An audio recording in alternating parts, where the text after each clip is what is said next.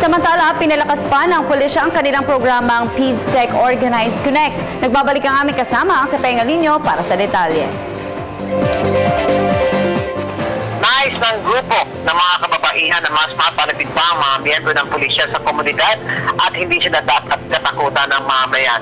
Ayon kay Patricia Vivar, ang Executive Director at tagapagsalita ng Women's Peace Table o WPT, na ang Peace Talk o Teach, Organize, Connect ay isang innovative capacity building project para sa mga opisyal ng pulis o mas kilala sa tawag na peace officers upang makagawa sila ng epektibong pagtatatag para sa kapayapaan at isa rin anya itong advokasya ng kampanya para sa gender-responsive community na nakakawin sa organisasyon ng pulis at lahat ng sektor sa komunidad para sa proteksyon ng lahat. Unaan niya ang pagtuturo para masugpong alitan, ano din ang resolusyon na nakapaloob dito na pinagtibay ng Harvard Negotiation Project. Ikalawa ang pag-organisa sa loob ng organisasyon ng pulisya sa kanila namang nahanay at mga komunidad. At ang pangatlo ay ang pagkonekta sa pamamagitan ng kasarian na tubo ng komunidad para sa mas matibay na katahimikan at kaayusan sa kanilang lugar.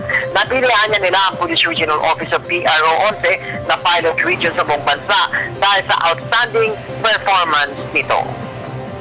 Sa kasalukuyan ay iniikot na nila ang lahat ng provincial offices ng PRO 11 sa Davao del Sur, Davao Occidental, Davao del Norte, Compostela Valley Province at katatapos lamang nila sa Davao Oriental. Para sa Telebisyon ng Bayan, Teng Alinyo, Radyo ng Bayan, Davao.